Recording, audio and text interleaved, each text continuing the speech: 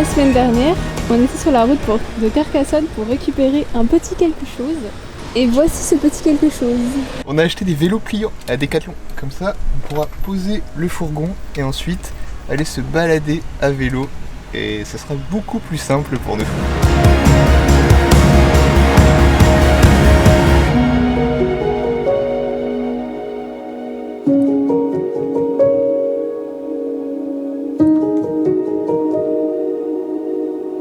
La cité de Carcassonne, elle se visite en accès libre 24h sur 24, 7 jours sur 7. Il y a 2 portes pour rentrer, la porte de l'Aude et la porte narbonnaise. La porte narbonnaise est peut-être plus facile d'accès. Ça grimpe un peu depuis le centre-ville de Carcassonne puisque c'est un petit peu sur une colline, mais les ruelles sont très mignonnes. C'est assez touristique, il y a beaucoup de restaurants. D'ailleurs, nous, on s'est levé à 6h du mat pour venir la découvrir. Et là, il est à peu près 8h30, donc les ruelles sont assez vides. C'est vraiment la bonne heure pour venir.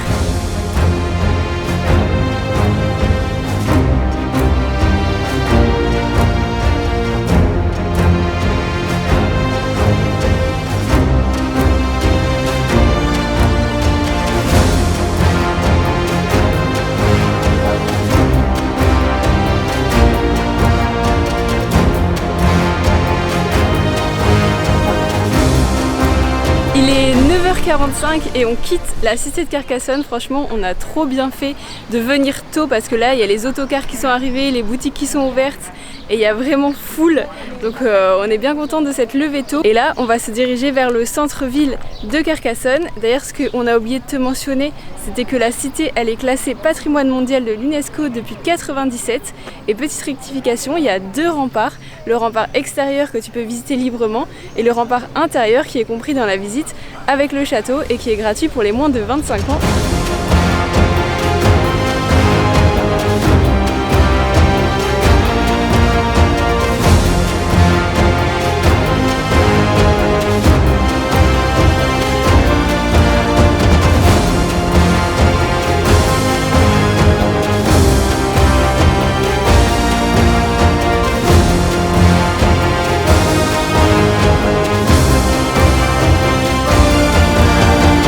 Changement de programme avant d'aller faire un tour du centre-ville.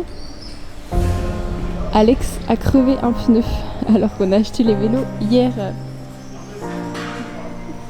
Voilà, explique comment t'as crevé ton pneu. Bah j'ai roulé sur un gros bout de verre quoi, tout simplement. Oh là là, c'est la faute à pas de chance quand même là.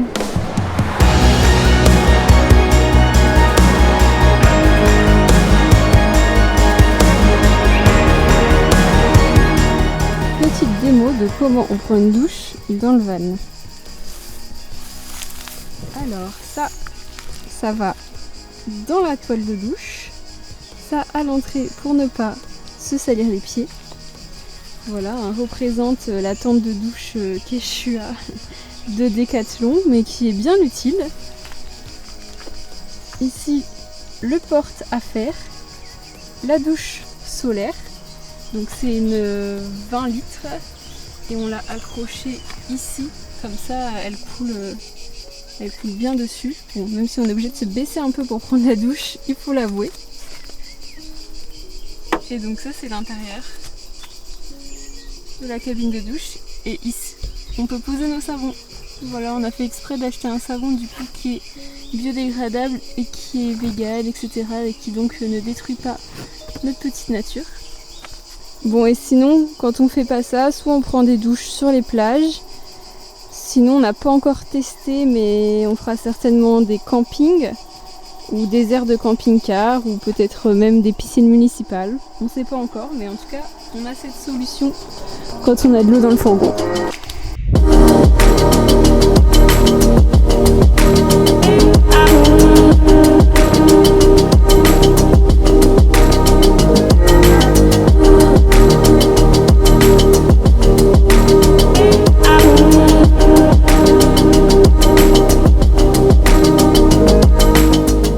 On est arrivé dans la région de la Montagne Noire.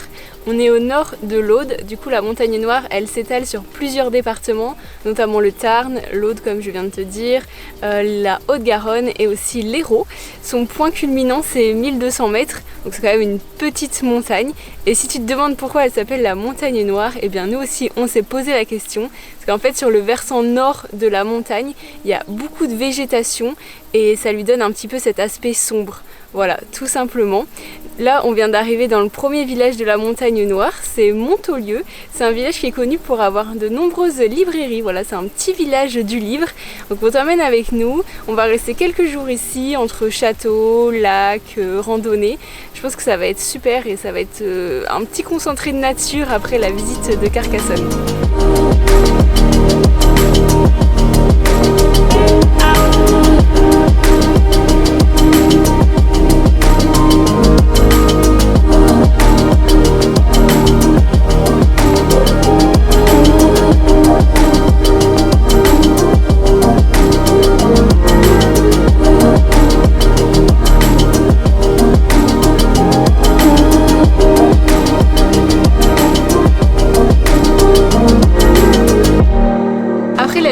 De Montaulieu, le village du livre qui d'ailleurs était vraiment une très belle découverte, on avait un petit peu chaud.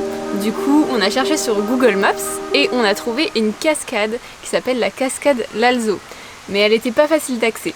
Enfin, pas facile ou très facile, ça dépend quel chemin on emprunte. Et Alex bien sûr n'a pas voulu prendre le chemin de Google Maps, ce qui fait qu'on a fait 2 tentatives infructueuses. On s'est retrouvé à flanc de falaise 2 fois juste parce que on voulait pas faire le chemin de Maps. Et finalement au bout de la 3e fois on avait tellement chaud qu'on a finalement décidé de choisir le bon chemin. Et là en un quart d'heure 20 minutes on était arrivé à la cascade et on s'est baigné. Cette cascade était magnifique donc on a bien fait de retenter une 3e fois. Je pense que du coup en tout c'était 20 minutes pour accéder à la cascade et ça nous a pris bien 1 heure. Facile, ouais. Facile 1 heure. Et après on est resté un petit moment, on s'est baigné. Même moi je me suis baignée, ce qui est exceptionnel parce que des fois, souvent je me baigne pas comme je suis assez frileuse.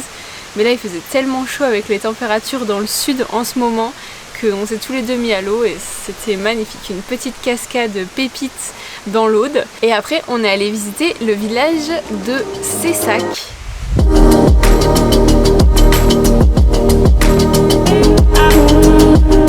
Cessac est un village typique de la montagne noire connu pour son fabuleux château cathare et son panorama exceptionnel sur la chaîne des Pyrénées.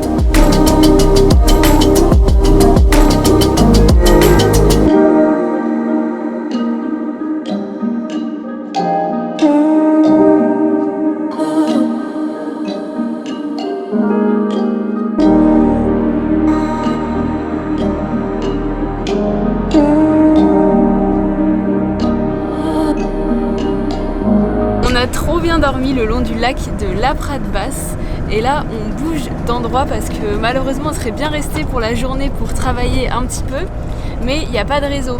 Voilà, donc ça c'est un peu le désavantage quand tu travailles sur la route, c'est qu'en fait tu trouves des endroits magnifiques pour dormir, t'aimerais bien rester un petit peu plus pour travailler, pour chiller, mais comme il n'y a pas de réseau et que nous on a besoin d'une connexion internet, on peut pas y rester, donc voilà, on va juste se déplacer de quelques kilomètres et puis on va passer la journée à travailler.